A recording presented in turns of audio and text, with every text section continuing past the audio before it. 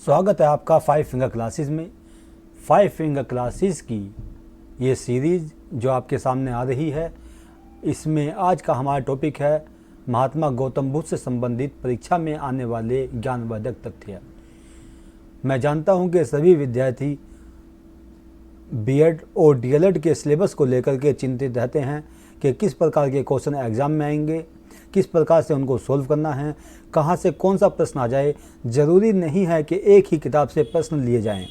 मैंने यहाँ पर अलग अलग प्रश्नों को समावेश किया है जो कि आज के इस वीडियो में गौतम बुद्ध से संबंधित हैं, और एक एक फैक्ट जो है वो आपको ज़रूर पसंद आएगा। अगर आपको ये वीडियो लाभदायक लगे, ज्ञानवर्धक लगे, आपके काम का लगे, तो आप इस वीडियो को ज़्यादा से ज़्यादा शेयर करें, इसको लाइक करें, और मेरे इस चैनल फाइव फिंगर क्लासेस को आप सभी सब्सक्राइब करना ना भूलें। तो आइए चलते हैं और देखते हैं कि कौन कौन से प्रश्न यहाँ पे आपकी परीक्षा के लिए जरूरी हो सकते हैं। गौतम बुद्ध से संबंधित ये प्रश्न है जिसमें बौद्ध मत के प्रवर्तक गौतम बुद्ध थे। संन्यास लेने से पूर्व गौतम का नाम सिद्धार्थ था।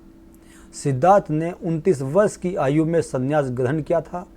संन्यास ग्रहण करने की यह परंपरा भारतीय दर्शन में महाभिनिष्क्रमण के नाम से जानी जाती है। सिद्धार्थ को गौतम, तथागत तथा बुद्ध के नामों से भी जाना जाता है।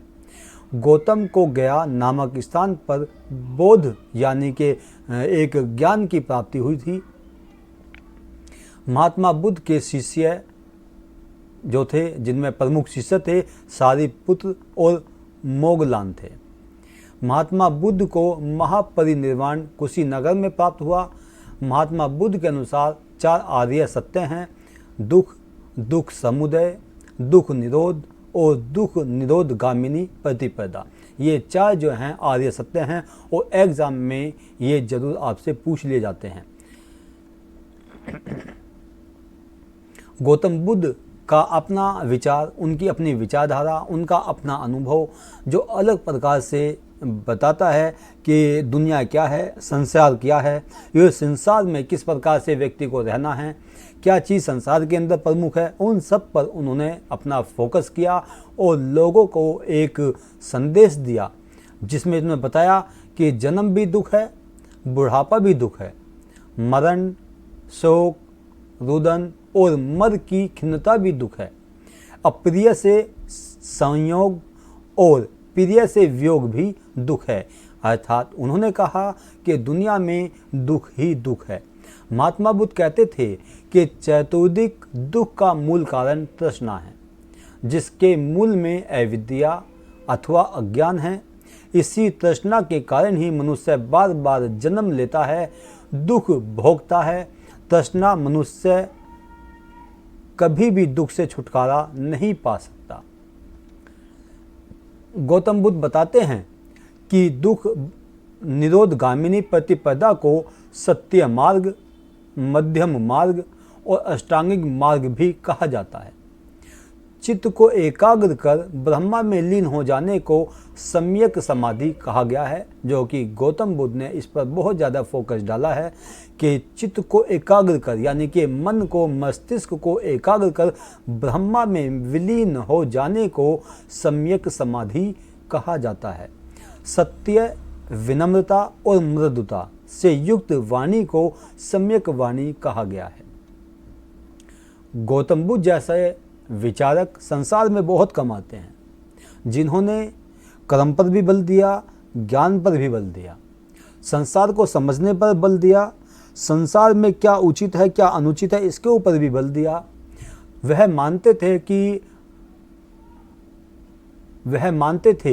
कि जो ये संसार है इसमें अनिश्वर चीज़ ज़्यादा है, और उन्हीं के नाम पर जो धर्म चला, जिसको हम बौद्ध धर्म कहते हैं, वह उन्हीं विचारधारा को मानता हुआ आगे बढ़ा। और आज लगभग सभी देशों में, जैसे भारत के जो नज़दीकी देश हैं, उन सब में बौद्ध धर्म को प्रमुख धर्म माना गया है। इसी का पालन किया जाता है और इसी को सात्विक रूप से अपनाया जाता है। इसको देखिएगा कि बौद्ध धर्म अनिश्वरवादी माना जाता है। यह कर्मवाद का समर्थन करता है और विश्व को आत्मा से शून्य मानता है। विनय पिटक, सुत्त पिटक और अभिधम पिटक तीनों ग्रंथ बौद्ध साहित्य के अंतर्गत आते हैं।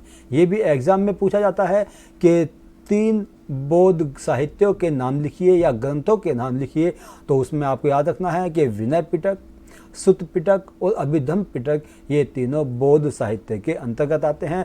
तीनों महान ग्रंथ कहलाते हैं। सुत्त विभंग, खंडक और परिवार तीनों विनय पिटक के भाग हैं।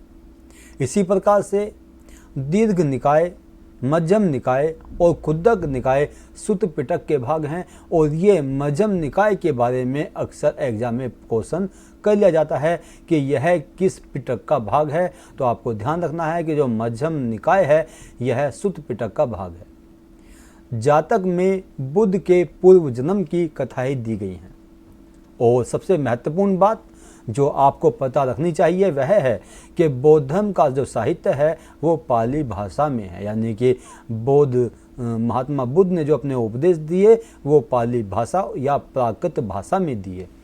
ये एग्ज़ाम में अक्सर क्वेश्चन कर लिया जाता है, इसीलिए साथ साथ मैं आपको बताता चल रहा हूँ को कौन कौन से बिंदु जो है यहाँ पे बहुत ज़्यादा महत्वपूर्ण एग्ज़ाम के लिए आपके हो सकते हैं। तो बौद्ध साहित्य में विवाह के 3 प्रकारों का वर्णन मिलता है। प्रजापत्य विवाह, स्वयंवर विवाह और गांधर्व विवाह। ये 3 प्रकार के विवाह का जो वर्णन है वह बौद्ध साहित्य में मिलता है। या ये समझ लीजिए कि उस समय में जब बौद्ध धर्म फैल रहा था और उसने अपना आकार विकसित किया, उस समय विवाह के 3 प्रकार देखने को मिलते थे। आगे देखिएगा।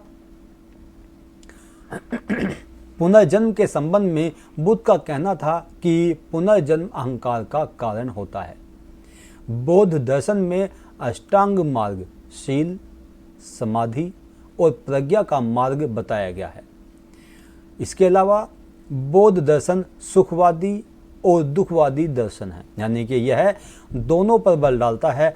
दुखवादी दर्शन भी कहलाता है और सुखवादी दर्शन भी कहलाता है। और सबसे बड़ी बात यहाँ पर यह है कि गौतम बुद्ध ने हमेशा मध्यम मार्ग को चुना, मध्यम मार्ग पर फोकस किया, मध्यम मार्ग का सहारा लिया।